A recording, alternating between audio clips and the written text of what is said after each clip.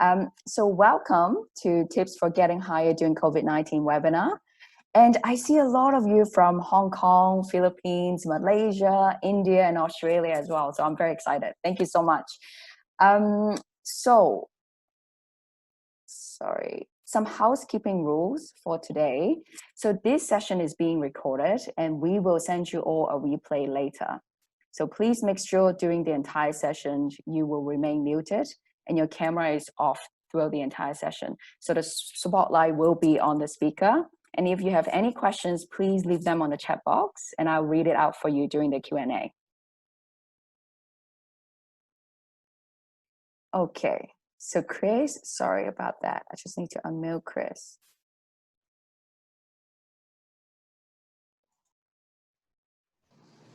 Awesome, Chris is now unmuted. Perfect. So hello everybody, if you don't know who I am, my name is Sabrina. I'm the founder and CEO of Half the Sky, a career platform for diverse talent. So today we're very fortunate to have Chris to share his thought leadership with us. A quick introduction, Chris is currently the head of APAC talent acquisition for DuPont. And he's also managing an amazing team of talent acquisition experts across Asia Pacific to attract brilliant talent to DuPont. And DuPont is also one of the very first supporters of Half the Sky. And by the way, Chris and his team are currently still hiring, so check them out on Half the Sky. Chris also has more than 20 years of recruitment experience and holds several senior leadership positions in Hudson, Hayes, Cisco, and Citrix. So fun fact about Chris, Chris was a full-time commissioned officer in the Australian Army. So welcome, Chris, and we're very lucky to have you today. Hey, thank you, Sabrina, very much. It's a pleasure to continue to partner with yourself and Half the Sky. And that has certainly been a rewarding partnership in terms of finding people and also telling the story about women in the workplace. So thank you, and it's a real pleasure to be here today with everyone, and thanks for joining the folks not only just from Singapore but from all around the region. It's fantastic to have you on board. Amazing. So the global pandemic COVID-19 has changed everything from how we live to how we work. The impact is unprecedented. Business will need to adapt accordingly, and the workforce will need to quickly accept the reality and adapt to the change. The bad news, retrenchments, and job instability are on the rise. And according to the Asian Development Bank, 68 million jobs could be lost in Asia due to the pandemic. And the job market will become unstable. So it's extremely important for us to know how to future-proof our career and stay relevant for the future work. So for the next 20 minutes, I'm going to dig deeper with Chris on what we can do right now for our career in the short, medium, and long term, and tips to get hired during this difficult time. Right. So Chris, in the short term, for the next 6 months, what do you suggest to people who are already out of work and in the midst of a job hunt right now?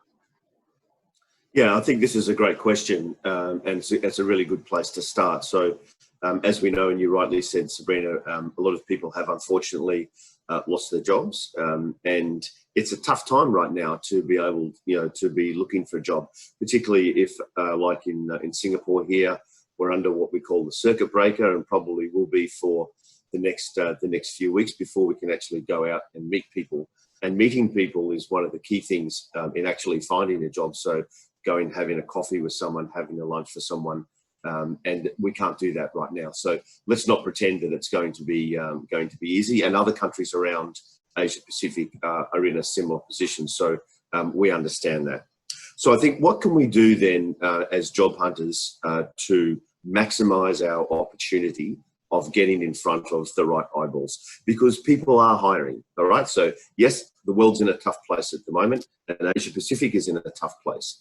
I think if we think about APAC though and compare it to the rest of the world, where we went into this pandemic first and we're coming out of it first, all right? So there is good news there.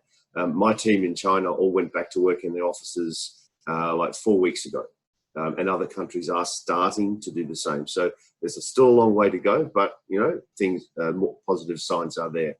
I just had a look before we came on board here, Sabrina. I looked at the local job board in Singapore, Job Street, and there's more than 30,000 jobs that are advertised there.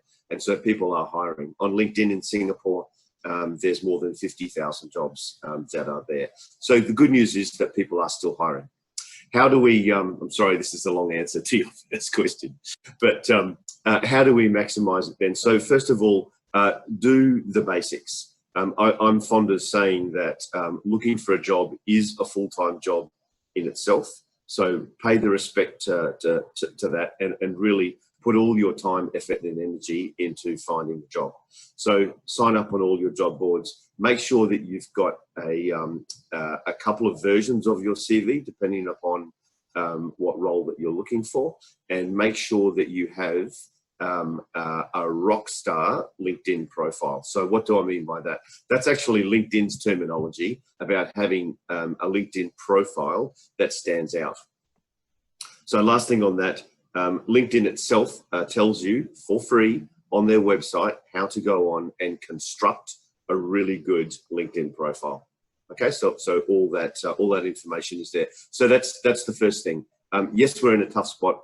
Yes, it's starting to get better, and people are hiring. And make sure that you're doing the basics to help yourself. That's a great answer. And what are the ways job seekers can stand out in this challenging job market? Yeah, so let's just build upon the previous answer. So there's a lot of people looking for roles out there. We need to be very specific about finding the right person to speak to, and sometimes that is very challenging. If you apply on a job board, sometimes you don't even know where your application has gone. When you're doing research about joining the company, let's just make up a company, ABC company. So you're looking to join ABC company. Yes, they'll have a website and they'll have jobs on their portal, but you can go on to various different platforms and find people who you might know at ABC company, and they might be able to give you a direct person that you can talk to. You might have friends who work there that you didn't know about. You might have friends of friends who you can connect with at ABC and find out who the talent acquisition person is, or who the hiring manager is, who the HR person is at that particular company. So rather than just sending a job application off, try and dig a little bit deeper and find out if there's someone that you can personally make that contact with. And again, I know it's challenging in these times when we can't go out. Even if we do find someone and meet them for a coffee, that will hopefully happen in the next few weeks. But at least we need to dig a little bit deeper and find out who are the people we need to be talking to. And Chris, I want to dig a bit deeper about the networking virtually, and I'm sure you get a lot of LinkedIn invitation or messages, since you're the head of talent acquisition for DuPont. So can you share some of the example where, some candidates or connections successfully are able to connect with you? Like, what are the tips? Because I personally think that, when you connect with a person on LinkedIn, definitely you have to put a personal note. But what are your tips? Yeah, absolutely. So I haven't checked recently, but I think I've got something like 26,000 connections on LinkedIn. But I pay particular attention to people who write a personalized introduction to themselves, what their key skills are, what they're looking to do, in their next role. And also, so if it's about DuPont, what research that they've done in their specific area in DuPont. So in DuPont, we have 5 lines of business. So a general application might tend to get lost, whereas, say, for example, if you're an engineer and you're looking to join our electronics and imaging business, writing about what you know about that business and where you may fit in, and if in particular there's a vacancy there, then that helps. We need to understand that talent acquisition people or HR folk or even agency recruiters get thousands and thousands and thousands of applications. And so what we need to do is stand out as someone who closely, as much as possible, matches what the company is looking for, and someone who's done their research and is able to put forward their value proposition. That's great tips. And for the medium term, in the next 6 to 12 months, Chris, how will remote working impact the way you and your team conduct interviews? Yeah, so this is really interesting. So remote interviews or video interviews are not a new thing. They've been around for like more than a decade. Yeah, it's just the technology and the bandwidth in particular has really increased in the last couple of years. So, for example, Zoom hasn't been around all that long. Skype has been around for more than 10 years. So companies have been doing this in the past, but now it is obviously a lot more prevalent. Again, there's a lot of great content out there about how to impact and be impactful on a video interview. The number one thing I would say is be yourself. Don't try and be someone whom you're not. The person on the other end of the camera is still a person. And if you try and pretend that someone you're not, or try and put on a show, then that's also going to come through. So, for example, at DuPont, in Singapore, we have gone through the whole hiring process. So, from a hiring manager having a requisition, 1, 2, 3, 4, 5 interviews, all remote. And then we've actually onboarded, and I know we're going to talk about that later, but we've actually onboarded the person remotely as well. So a courier takes out their laptop and so on and so forth. It's not ideal, and my personal view is I always like to have face-to-face meetings with candidates before we bring them on board. But to answer this question specifically, there is a lot of good content, and you can go onto places such as Glassdoor, onto LinkedIn in particular, who've got very good content about making sure that you are adept at remote interviews. One other thing I would say is sometimes we have challenges, so do a test. So if, for example, Sabrina, you were interviewing me today and I knew it was going to be a Zoom interview, I would make sure that my laptop is fully charged up and plugged in. I would make sure I had tested my Zoom with a friend or another colleague somewhere. I would make sure that I had an alternate means of communication with you. So when the interview is set up, I might say, Sabrina, can you give me your work office number, or can you give me your handphone number in case there's a problem with Zoom? Because once you've got that interview, you don't want to miss out on it. Yeah, absolutely right. And Chris, are there any tips that you can share with candidates embarking on their first virtual interviews? Because moving forward, HR technology will play a key role in virtual interviewing. Yeah, absolutely. And I think I might have touched on this in the last question, but one thing that I advise people is practice. So what do I mean by practice? Even before your first video interview, you can get on and you can do a practice interview with a friend. This might sound a little bit silly, but it will make you a lot more relaxed and comfortable. So one of the first things sometimes that interviewers are going to say, and again, Sabrina, pretend that you're interviewing me, you might say to me, Chris, tell me about yourself. And selling yourself or telling about that are sometimes the things that people are not comfortable about. So we need to practice it. So I might get on board with my brother, my sister, my friend, whoever it might be, and I, have a few laughs and actually practice telling about myself, because you've only got that one chance to really impress. So practice is the first thing. Make sure you take good care of your technology and that you've got a backup plan there. I think you're absolutely right. Practice is so important. Like for our sessions, we practiced yesterday. And then before that, I actually practiced with my team to make sure that I know what's going on, how to unmute myself, how to control the entire panel. So practice makes perfect.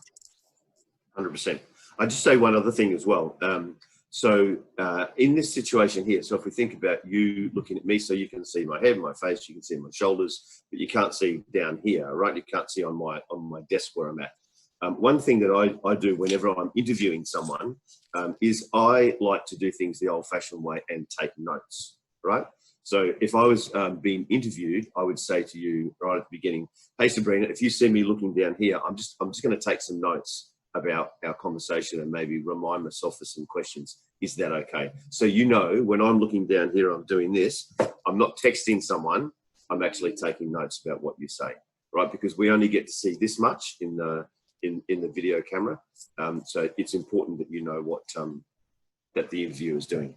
That's amazing tips. And I think, let's say for someone who loves to take notes on their phone, so I'm one of them, and Yes. during the interview, obviously you may see I'm holding my phone, and then looking down, and also tell the interviewer as well, hey, sorry, I'm not using my phone, I'm just taking notes on my phone. Then they were, oh, okay, Yeah. no worries. Yeah, exactly Very good right. tip. I love that. Thank you. The other thing on that one is, as you write things down, and I'm someone who learns visually as well. As you write things down, so you might be telling me about ABC company, and I'm going to write down a couple of those key things.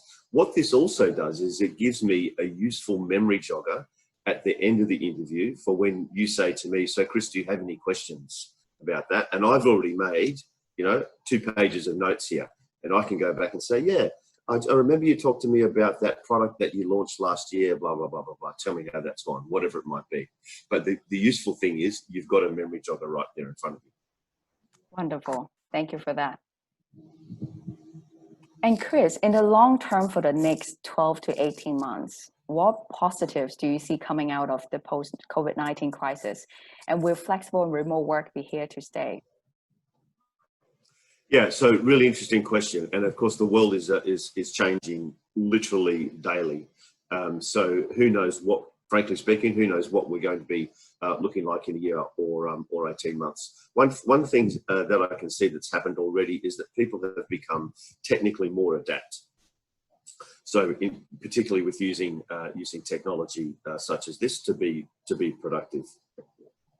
And I think that's very much here to stay. So my advice would be, if you're not comfortable or you're not adept with using this sort of technology, get onto it and start practicing. So that's the first thing.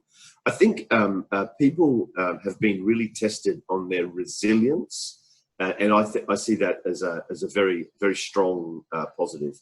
And certainly that's something that we look for at DuPont, is some people who are very strong of mind, strong of heart, and they've got that inbuilt resilience there.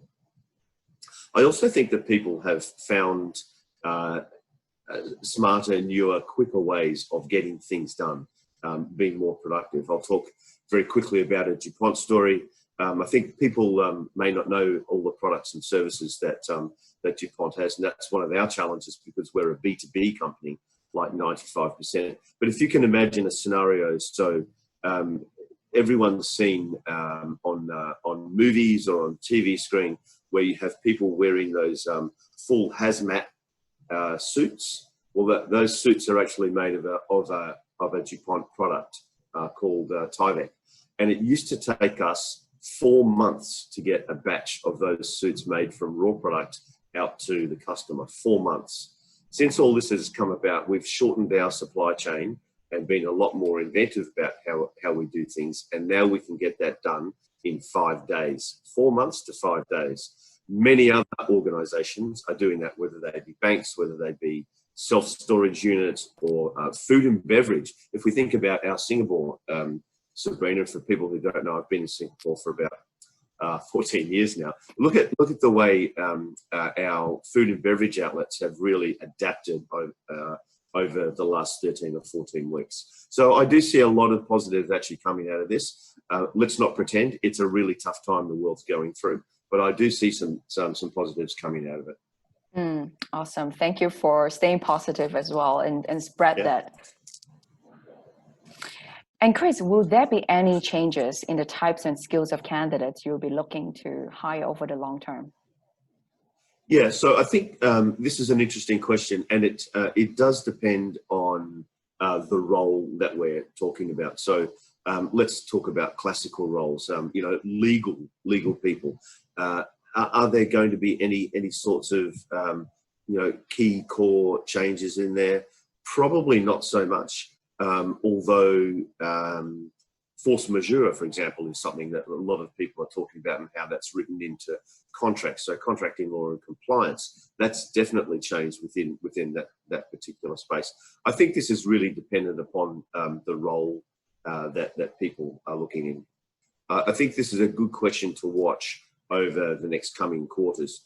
A hint for job seekers here. Look into the detail of job descriptions as they're advertised, and take out your highlighter and focus on the must-haves. And good companies will write good advertisements, good job descriptions, and they'll tell you what's absolutely mandatory in the job description, right? So focus in on those and see how that changes over time. Sometimes people might be more flexible on some items. Some things are mandatory.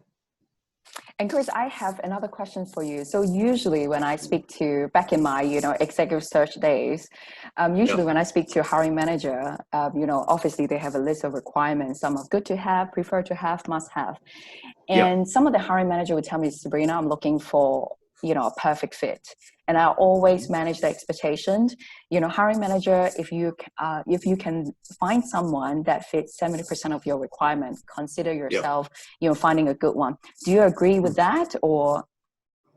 Yeah, 100%. I do. And in my 20 plus years of the field of recruitment and talent acquisition, there's almost no such thing as the perfect candidate. And in fact, I actually caution my hiring managers against finding someone who looks too perfect. Why?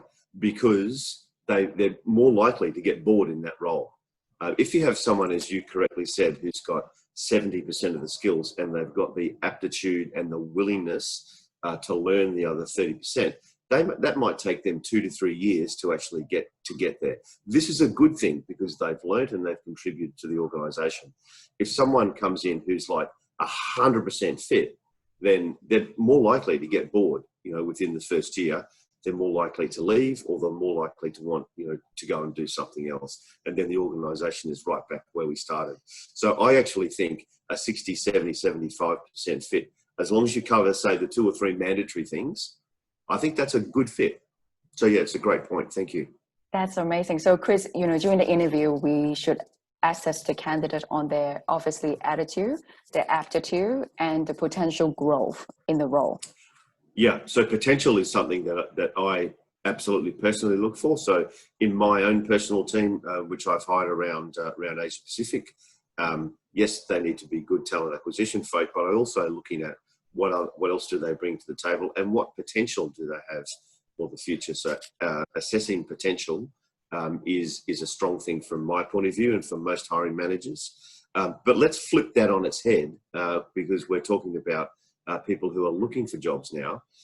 If I'm a candidate and I'm looking at the 3 mandatory things in the job description and I can tick those off, but I haven't got 3 or 4 of the nice to haves, but I think that I've got the potential to get there, then we need to find a way in our LinkedIn profile, in our CV, or in particular in our cover letter, how passionate you are about learning those nice to have things and how committed that you are to doing it. All right, so it's a really nice point to make sure that you're focused on those. Amazing. Thank you, Chris. And the last questions before we move on to our Q&A, any words of wisdom for us? Well, I certainly don't pretend to know everything, but look, I've been a job seeker myself, many times in my life. So I certainly empathise with folk who are looking for a job now, and it's tough, right? But be strong, believe in yourself, and do your research. Okay, don't just be someone there, a keyboard warrior who just sends out millions of CVs all the time. Do your research and try and make it targeted. Try and make yourself stand out. And, for people in fact, in most countries around Southeast Asia now, and plus Hong Kong, LinkedIn has become very, very prevalent over the last few years. If I was to go back 10, 15 years, LinkedIn was quite small, even 5 or 6 years ago for some countries. But now it is a very, very strong tool to get yourself out there. So make sure that you do a great job with your LinkedIn profile. And again, on LinkedIn, they've got a self-help thing there, which is very good, very precise, and shows you how to do it. Once you've got your profile set up, then get into the habit of what I call content sharing and building your universe of contacts. Okay, so for example, if I wanted to get into ABC Company, and ABC Company is a bank, I'm going to go and do my research on that, and then I'm going to find useful content, and I'm going to share that within my sphere of contacts, and I'm going to add people from within that space that I would like to move into. So get into the habit, not every single day, but maybe 2, 3, 4 times a week, of sharing useful content on LinkedIn as well, once you've got your profile up there. So I can't emphasize that enough. That's really strong. Thank you for that, Chris. And I want to go back at the point at the beginning you just mentioned. Why shouldn't a job seeker apply for every single job they see? Well, good question. So if every single job that they saw, they could match the 3 mandatory or 2 mandatory or 1 mandatory things, then you might do that. However, that is never the case. I would say, whilst people who might have been out of work for a little while, they would turn their hand to any job that came along, and that's absolutely fine. What are you really passionate about? And then go and find those jobs that are there. Do your research and apply for those jobs. Certainly, absolutely. If you see a job that you want to apply for, absolutely do it, but do it in the right way and make sure that you do your research first. You're absolutely right. Thank you for that. So for our Q&A, we have received a lot of amazing questions, and thank you so much. And they're all very relevant to what's happening right now, and I'm sure we all can learn from Chris's answer. So question number 1, this is from Nititra. What will be the career prospect for a senior HR who is a non-Singapore resident in Singapore? Yeah, interesting question, and thank you for that one. So, actually, the world of human resources and the different parts that it's made up has actually never been more important in my view. And if I think about the HR team at DuPont, they are working furiously to keep the wheels going from a people perspective. Singapore. The economy is under some pressure, right now. It is true we're not hiring as many people as we used to. Remember, though, what I said at the beginning, I did a quick search on LinkedIn and there's 50,000 jobs there, for doing that. It is true that Singapore does give preference to Singaporeans and permanent residents of Singapore at the moment. However, we are a finite group of people. There's 5 million people in Singapore, 5.4, and the working population from a PMET, a professional point of view, is about 3.3 million, something like that. So those jobs are there. If you are not a Singaporean or a permanent resident, it might take you a little bit longer to do that. But I would go back to emphasising, what are you really, really strong at? There are also a number of specific recruitment firms, Sabrina, as you know, in Singapore, who specialise in HR placements, and I'd be happy to connect with this person offline and give them some advice on who those people are, if you would like. But senior HR people are gold. It might take you a little bit longer, but please be persistent because we need you. Yeah, so Nititra, please make sure you connect with Chris after this session. So Amanda asks, I'm 50 and have been out of MNCs for 1 year.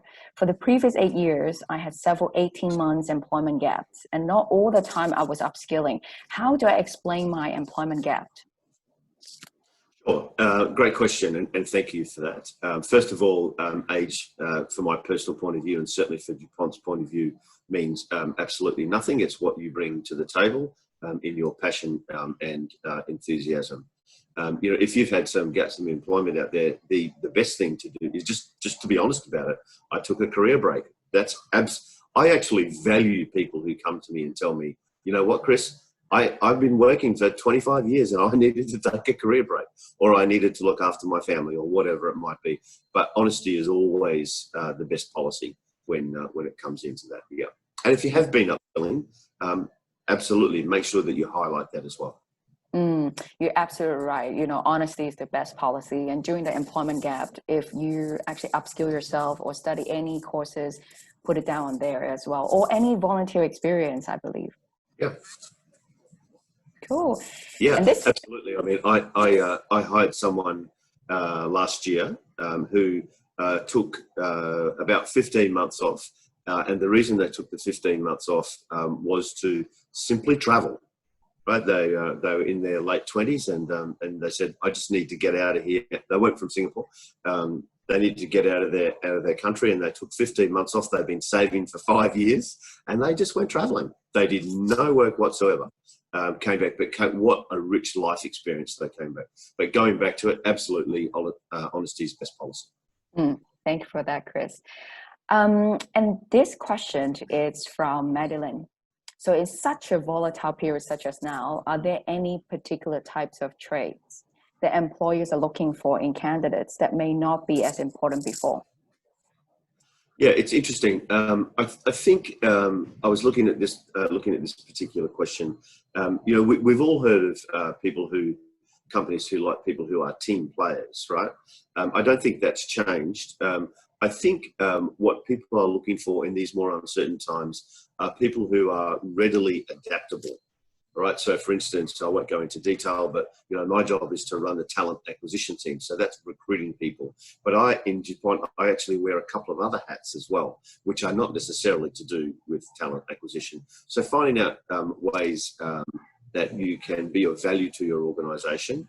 And be more adaptable according to the circumstance. I think that will work well. Bearing in mind, though, we still need to keep the balance between our personal life and the work, and make sure that we don't burn out, because that's no good for anyone. Very good. And Sunati asks, how do you view retrenched candidates, and does that weigh on your mind while examining their eligibility for the role? Yeah, so from my personal view, and I'll put my hand up. Many years ago now, my job was retrenched as well, so I've actually been through that, and it's an interesting thing to go through.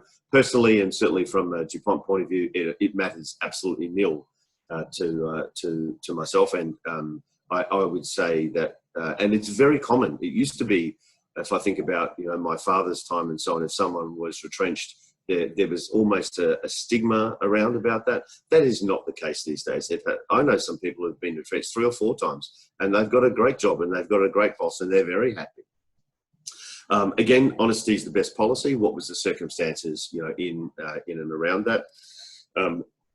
For an organisation that you're looking to join, and if they are a professional organisation, then this should not come into any matter whatsoever. And certainly from my point of view, it does not matter. That's a good comment. And I just want to also share with you guys a personal experience of mine as well. So back in 2019, global financial crisis hit, and I was being let go 3 times in 1 year. So the recruitment markets back then was really bad. So I was being hired and being let go, last in, first out.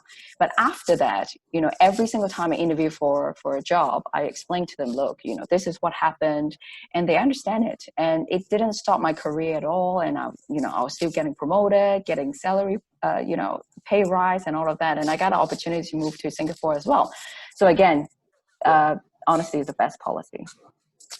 Yeah, I think that's great advice, Sabrina, and certainly it builds some character in yourself when you go through those things. But certainly there's no dogma or stigma about being retrenched. Being retrenched is about the organisation and a regional or a global financial situation as we're going through right now. It's not about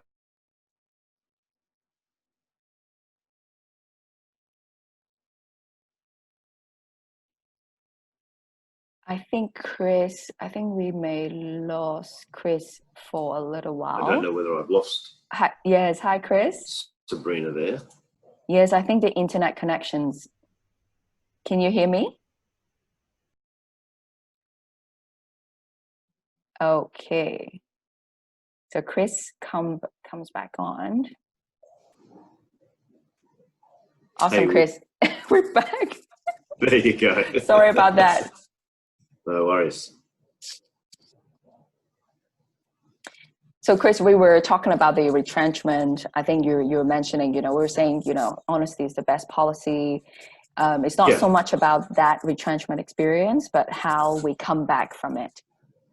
Yeah, absolutely. So again, if the organisation that you're looking to join is a professional one, they will recognise that a retrenchment is actually about a regional, either company, a regional or a global financial situation. 99.9% of times, it's not about the candidate. So if you've been retrenched, that stuff happens. That happens a lot, you know, and it's happened to both you and I. It's happened to literally millions of people. It's not about you. It's about the organisation. Mm. And Joe asks, do I need a professional to do up my CV? Yeah, this is a favourite question of mine. So I call the CV or the resume the toughest document that anyone's ever going to write, because you're writing about yourself. A couple of things. Many recruitment firms out there will offer you a service about actually writing a professional CV. And Sabrina, I think I know you at Half the Sky have helped many people with their CVs as well. LinkedIn has got a good source there to do that. A couple of things about writing a CV. I would tend, and it does differ around the world, but typically for our part of the world in Asia Pacific, a 3 to 4 page CV is what we're looking for. So that's the first thing. I have seen some candidates with 20-page CVs, and that's just a waste of a tree, basically, no, you know, in my view. So, and you're not going to stand out. In fact, it's going to be completely the reverse. I would caution to have maybe a couple of slightly different tailored versions of your CV according to the role that you're applying for. So, for example, if you're a professional salesperson and you're applying to an F&B organisation, then tailor your CV to what you know about F&B. If you're applying to a construction organisation or whatever, a different industry, tailor it towards that. Certainly getting professional advice on a CV is not a bad thing, but there's many good free resources out there these days, so you don't need to go and, you know, pay hundreds of dollars for someone to help you. Mm. And Chris, yes, you're right. So for Half the Sky, we actually have a lot of resources to how to write up a CV, you know, interview guides and all of that. And I personally will actually do a CV clinic moving forward. So please stay tuned.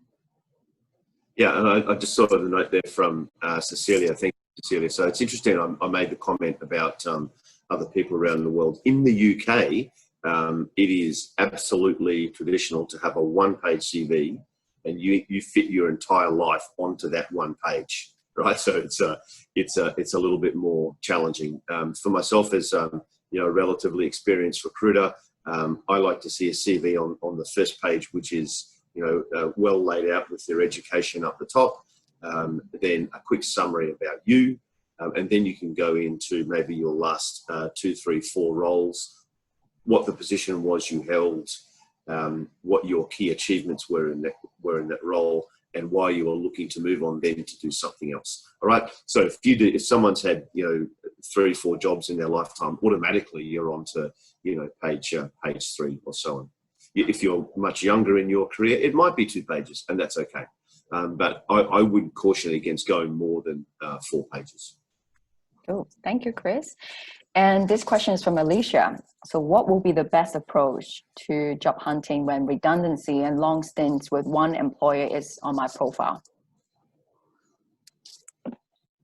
Yeah, so again, I think we spoke about redundancy before, or retrenchment. That does not matter at all. And long stints with one employer, I mean, there are some very positive things about that. Typically, well, it shows loyalty, which is a very good trait, which I personally look for in a candidate. And if you have had a long stint with one employer, typically people will have changed role types within that stint at an employer. So you might be there for, you know, I've been with 2 employers in my life, for 3 employers, if I think about the military, for 3 sets of 10 years. But in those 3 sets of 10 years, I changed jobs all the while. So if that's you, make sure in your CV that you actually do articulate what different role types you had in that employer. But is this, you know, to be very specific for this person's question, is this a negative thing? No, it's not a negative thing. And is it possible to get hired when I apply to a job which I have little experience in, and also is different from my degree in this pandemic? And this question is from Nabila. Yeah, thank you for the question. So this is the tougher one, isn't it? If you're, again, I'm going to say it depends. If you're applying to a job which requires very specific technical experience, then that's going to be pretty tough, isn't it? So, for example, in DuPont here in Singapore, we have a laboratory in our nutrition and bioscience business, and we need our people who we hire into that laboratory to have a bioscience degree. And if you don't have that, then that's going to be a little bit tough. So it is role dependent. Again, I would go back to looking at what the mandatory things are in that. And if you really want to do that job, go and get that qualification. If there is some degree of flexibility in what the mandatory things are, then you might be able to have a chance of doing that. But go back and just find out what are the mandatory things that employer actually needs, and try and qualify that. And Shell is asking, Chris, how is onboarding process possible during work from home arrangement? Yeah, this is fascinating, isn't it? So in all my time in talent acquisition and recruitment, even during the GFC, the global financial crisis, we haven't had to do this. But as I was telling you, Sabrina, yesterday, in India for the last 5 or 6 weeks, we've been onboarding people in Hyderabad and in Gurgaon and Mumbai virtually. So all of the interviews have been like this, and they've gone through 2, 3, 4 interviews. They've gone through an assessment process. They've been offered the job. They've signed their letter virtually, and then a courier has turned up with their PC, and there it is. And then their manager will get on and do a one-on-one and welcome them to the organisation. So it's possible, and we've started to do the same thing here in Singapore as well. I think hiring someone into an organisation is a very special thing. It's special for the company. It's special for the person who hired them, so the hiring manager, and it's a really special time that you, as someone joining the organisation, should be excited about. So, is it ideal that it's all done remotely? In my view, it's not ideal, but we do the best that we can.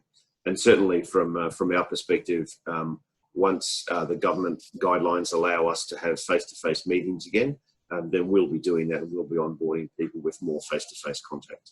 Thank you, Chris. It's a great question. Yes, absolutely. And Sheila asks, I worked in the travel industry for almost 12 years. I want to change. How would I be able to catch recruiters' attention, and what my resume should look like? Sure. So travel industry is a really interesting one. And if you've been in the travel industry for 12 years, you've seen a lot of change. So the first thing that pops into my mind from someone's profile like that is that you're very adaptable, and you're also very you'd be very strong and resilient, but you can cope with change. So that's the first thing that I would highlight, because I can guarantee that you have not been doing exactly the same job for the last 12 years. So you've experienced some change in that, and you've been able to do that. Many organisations are looking for people who have those sorts of traits and characteristics. So if you want to change the industry, that's fine. But what can you draw from your experience in the travel industry, and what are the similarities, say, in F&B, or it might be in beauty and makeup, or it might be in industrial, or whatever it might be. What are the things that you've really learned and you've taken away as core expertise from your 12 years there, and then highlight that to your next employer? It's a great question. And absolutely. Am I right to say that, for those who want to change their career, to focus more on their transferable skills? And then during the interviews or the resume, making sure that they can demonstrate their transferable skills to their new role.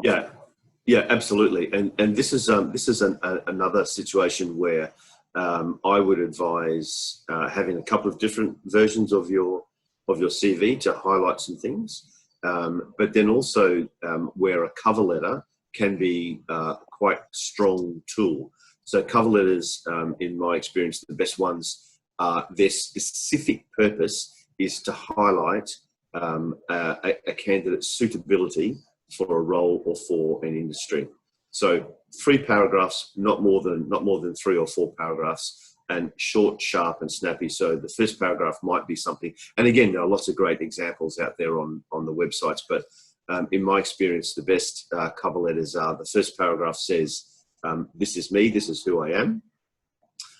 The second paragraph would say, this is what I understand about your company and what you're looking for. And the third paragraph says something like, this is how I match what you're looking for. Now, how does this help a recruiter?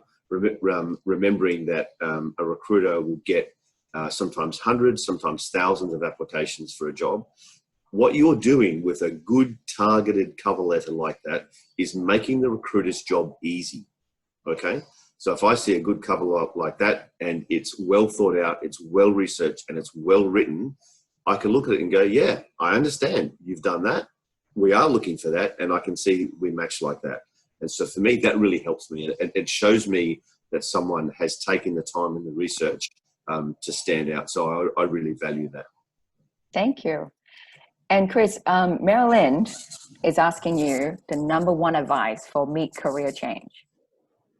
Yeah, so I'm going to be very specific about this, and I'm going to say follow your heart, because you spend a lot of time, apart from sleeping, being at work is the #1 thing that we do, right? The #1 thing is being at work. I'll tell a story. So I was in my late 20s, and I'd done 10 years in the Australian military, and I had a decision to make whether I go on and make it a huge part of my life, so do 20 or 25 years, or do I want to go and do something in the commercial world. And I spent a lot of time talking to my family, talking to my wife, talking to my friends who had made the decision to leave the military earlier, and also those who'd made the decision to stay on and do 15, 20, 25, 30 years, and why. And I really took some good time to reflect on, what did I really want to do within myself. So I think do what you're passionate about and what is in your heart, but go and spend a lot of time talking to people about their experiences. And Chris, I remember last time we were at the same panel, and there's one advice you shared that still strike me till today. It's be your own career manager. Yeah, absolutely. You are your best career manager. That lots of people can help you and give you advice, but at the end of the day, you're responsible for your own career. Yeah. Thank you for that. And Pamela asks, how does a mature woman address workplace and age discrimination? Yeah, sure. A great question. And I would say, first of all, if you're experiencing discrimination of any kind, then you should call it out, right? And if your organisation is a good one, is a professional one, and they treat people with respect, so that's one of our core values at DuPont is respect for people. And if you're experiencing any sort of discrimination, then you should call it out. And again, virtually every organisation has got the means to do that. If you're not experiencing satisfaction from calling things out within your organisation, then there are places within countries to actually go, in governments, to organisations to go and address these things. But again, my advice, whether it be to a woman, to a man, to minority groups, or whoever it might be, if you're experiencing discrimination, you've got to call it out. And that can be tough. And I understand that sometimes. It can be tough. But if you don't call it out, then it's going to happen to the next person. And again, just on the age thing, certainly to myself and certainly to our organisation, age does not come into it at all. It's what you bring to the table. Absolutely. I completely agree with you, Chris. And within our community, actually, we receive a lot of messages and telling us the discrimination that they face in the workplace, not just age, but of course, gender. So I think from my point of view, do your due diligence. There are companies out there who are inclusive, who embrace diversity. I know for a fact that there are companies that are really proud of their multi-generational workforce. They manage it really well and they embrace it. So I think first find those company. And Chris, you're absolutely on point. If you're in a company, call it out, reach out to the HR, speak up, because I also know this is not easy to highlight, because age discrimination can sometimes be a silent discrimination, but it's important to make your voice heard. And I think the last thing will be know your worth. And Chris is right, age is just a number. It's about what you bring to the table. Yeah, absolutely. I totally agree. I just saw a couple of messages on the chat here. Yes. So if you don't mind, I'll just quickly, because I don't want to miss anyone. Okay. So just to the question about being with one organisation for some time, and should we list those roles individually or try summarising them? It again depends. So someone has done 10, 12, 15 years in an organisation. You've done a lot of work, but you've probably had 2, 3 or 4 different roles in there. So I would take the time to actually what that role was about. And what were your key achievements in there? So yeah, absolutely, you can take the time to do that. And then Cecilia had a great comment here about perhaps the age discrimination is in the hiring process with external recruiters and box checking type of recruiters. So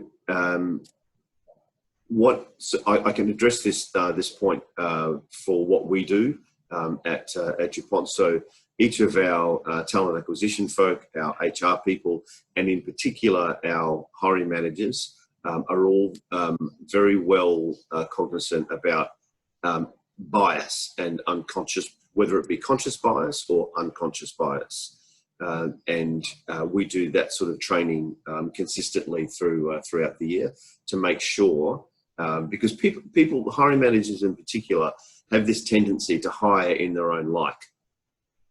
So if they're a male, they tend to hire males. If they're a female, they tend to hire females. They tend to like people that come from the university that they went to, and so on and so forth. Where actually what we want to find is the best fit for the role that we're actually hiring for.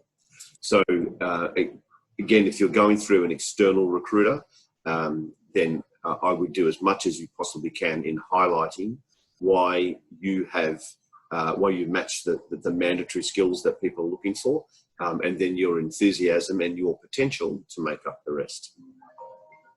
Mm. And Rachel's question is, what makes or breaks video interviews? It seems that there are some artificial intelligence platforms that perform facial recognitions on candidates. How does we beat that? Yeah, a really interesting question, this one. And look, artificial intelligence and machine learning when it comes to recruitment of people is a newer thing. I would go back to one of the things we said right at the beginning, and just be yourself. So yes, you make sure your technology is all done and so on. However, I'm looking at Sabrina now directly here, and Sabrina and I have known each other for some time. However, even if I hadn't known Sabrina, I'm just going to be myself. I don't want to put on anything. I don't want to try and act like a movie star or anything like that. If I forget something, I'm going to say, gee, I've forgotten that, Sabrina. I'll come back to you, or let me do some research on that. Right. So just try and be yourself. I wouldn't try, and so-called beat anything. Just tell your story. Mm.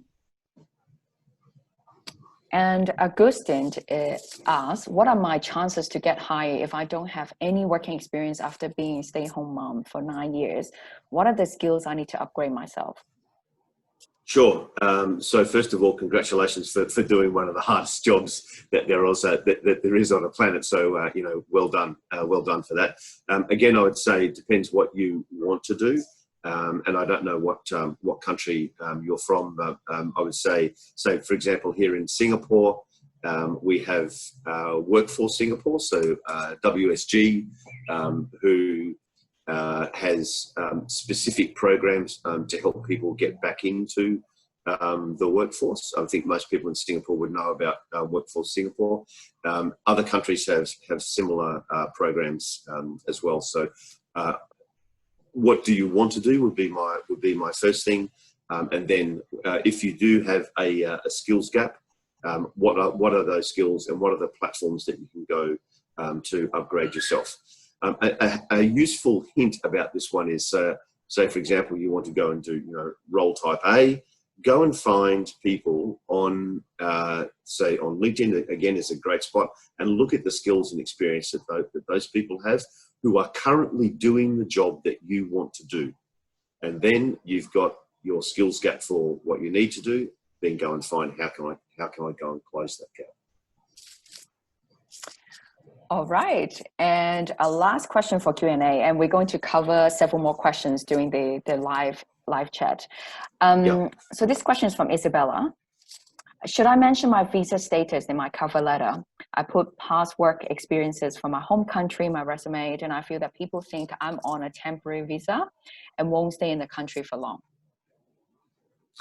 Yeah, so Isabella, thank you. I don't know, again, if you're from Singapore, but let's say you are from Singapore, then my answer would be yes. You're going to be asked the question anyway. What is your status here? So are you a Singaporean? Are you an SPR? Are you on an employment pass or whatever it might be? So going to be asked that question anyway, and it's a legal question to ask. There's no problem with doing that. So I would mention it straight away that if you're on an employment pass or your SPR or whatever your status is, then you should mention that. What do you think, Sabrina? You've come across this situation as well. Again, honest is the best policy. At the end of the day, it is what it is. If there's a limitation because of what we have right now, then at the end of the day, if during the interview you share with the recruiter that, hey, I actually are holding an employment pass or not holding an employment pass, then, at the end of the day, the recruiter will know, if actually, the company tell us we can't hire someone who doesn't hold any passes, then they can't. So I think definitely honesty, just put your visa status in your cover letter. Yeah, so we're going to go into the live chat. There's several more questions. And I think that the first one will be from Emily. So Emily said, I had a job offer pulled due to COVID-19 after a planned career break, meaning a large gap on the CV. The planned career break I'm comfortable with, but how to handle the offer being pulled on the CV and in interviews? Yeah, that's a tough situation to face, and many people in many countries throughout the world have experienced that. So the first thing I would say is that is a legitimate reason to have a gap, whatever that gap might be, on your CV. So as Sabrina said, be very open and honest about that. The good news is that you're obviously a good candidate and you're good at what you do because someone wanted to offer you a job, right? So that's really positive. And due to circumstances that are in no way anything to do with you personally, unfortunately that didn't work out. But yeah, I've no problem about highlighting what happened. And this question is from Valerie. What are the areas that are hiring and will grow during this pandemic period? For example, the digital transformation area and any trends you see. Yeah, so a good way to have a look at this is how different organizations are performing. So if an organization is a listed one, so Singapore Stock Exchange, New York, NASDAQ, whatever it might be, go and do the research on how they're performing. And if they're listed, what the analysts are saying about those organizations. So really hit the nail on the head. Technology organizations, a lot of them are actually doing really well at the moment with a huge uptake of their products and services. Logistics companies actually at the moment are doing really well as well. I know every other day we have some package turn up at home here because some member of the family's been ordering something online. Look at the organisation and their financial performance. And we've been in this COVID situation now for more than a quarter, which means most companies will have reported their quarterly earnings, and there'll be assessment on those earnings and the lookout for the future. So it's going back to doing the research in what's there. The other hint that's there, of course, is doing the job research. So I mentioned, for Singapore, Job Street.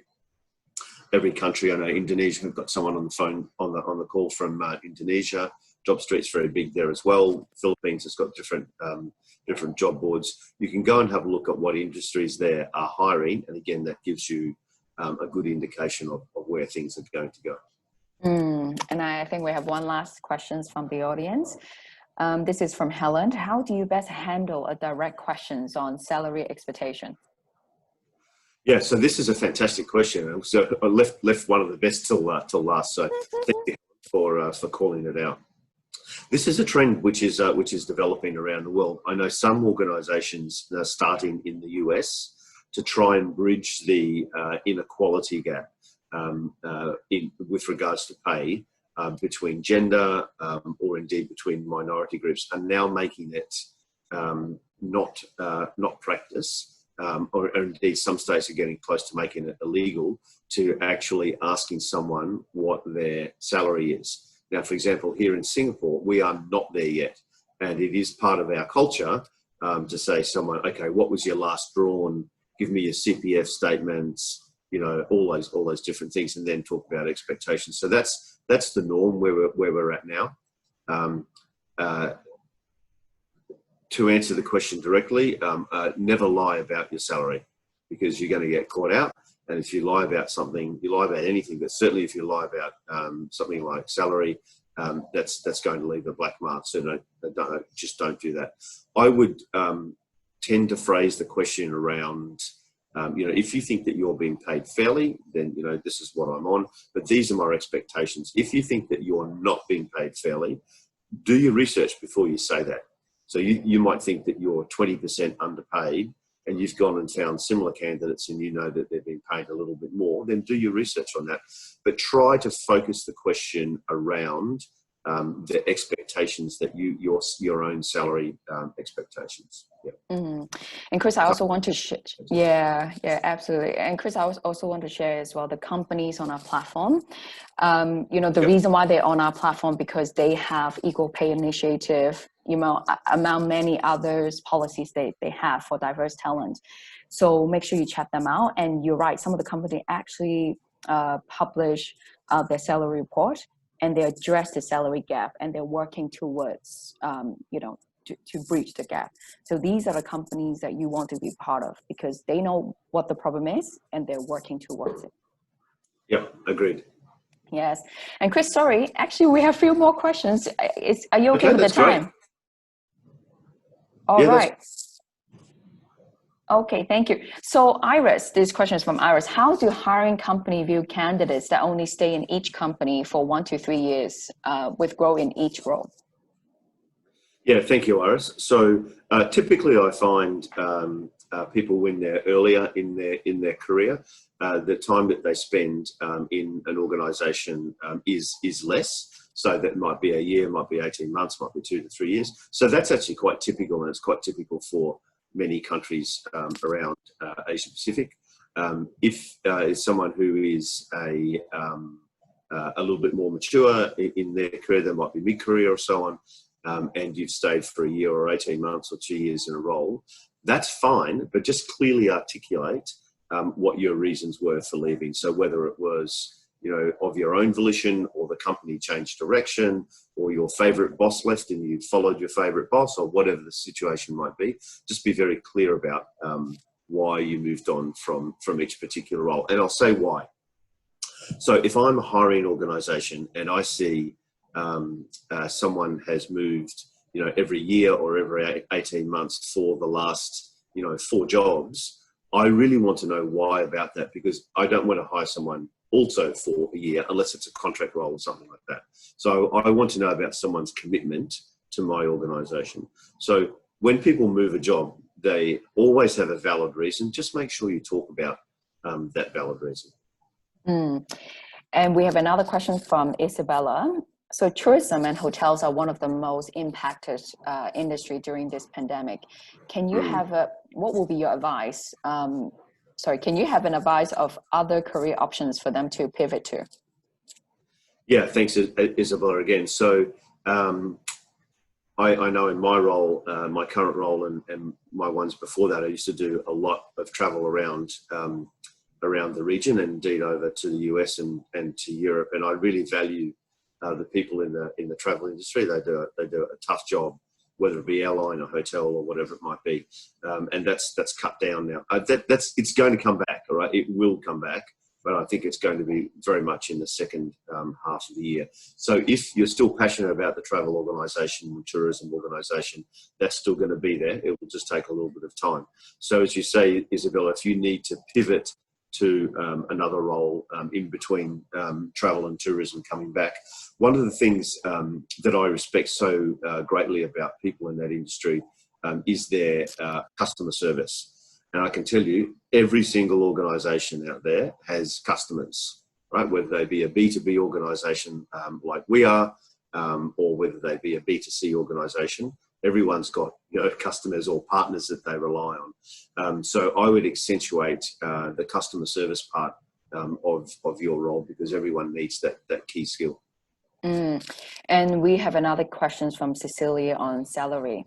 So what if you work for yourself previously and your income fluctuates monthly, especially during the COVID? I think her question will be, how do we explain that during the interview? Yeah, so I've actually addressed this question myself with a candidate for DuPont in the last couple of years. And we agreed that it was not sensible to base, and we actually offered the candidate, and the candidate joined us, which is fantastic. So we actually agreed that it was not a sensible thing to do to look at this person's prior earnings as to what we were looking for in the particular role. So we focused the discussion very much on the skills and experience and passion the person and potential, like we spoke about before, can bring to this particular role, can bring to the table. So how closely did this person match what we needed? And it happened to be a really close match. So that's great. It wasn't 100%, it was like 70, 80%. So that works. So in that situation, we did not take into account prior earnings at all, because it just wasn't relevant. So my advice would be, find a way to really demonstrate how you can make a difference to the organisation and how you fit that place, rather than, what's your compensation. And I think personally, for a fair employer and a company that really value their employees, they will not look at necessarily their past salary, but they will look at, okay, what are your skill set and what will be the market rate at the moment? And they will offer a very competitive package just to attract you to join them, and obviously to retain you as well. Yes. And Chris, so Iris asked, we see a number of employers introducing pay cut or reduced salary with reduced workday right now. How should we indicate it in the CV? Yeah, a great question. Thank you, Iris. So in the UK and in the US, they call it a furlough. So that might be, for example, in a month, they might ask you to take 1 week off. And it's actually law, for example, in the US, if you've been furloughed, that, and some organisations it's mandatory, some organisations it's voluntary. But what that is to do is to help the organisation financially stay viable, stay alive, stay afloat. And that means that, for example, say, if I was asked to take a furlough in July for a week, I wouldn't work that week in July. And actually, by law, I am not allowed to do any work whatsoever. Don't log on, don't do emails, don't do anything. How do you reflect it in a CV is an interesting question. My thought would be, unless you've been made redundant or you've been retrenched, then that's fairly straightforward. I'm not sure that you actually do need to reflect it in your CV, unless you know, you've been furloughed a number of times and it becomes untenable for you, then that becomes a valid reason for you leaving the organisation. Mm. And Mary asks, you know, she's been in the cruise industry for more than 15 years in the F&B department. Would there be a good chance for her to transition for a land-based job? Do you have any recommendation? Would you like me to repeat the question again, Chris? I think you just muted yourself.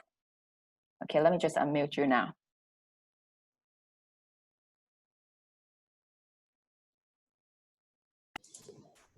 Okay, I've got it. So you're in the cruise industry for 15 years in F&B. Would there be a good chance for her to transition to a land-based job because she was in a cruise industry?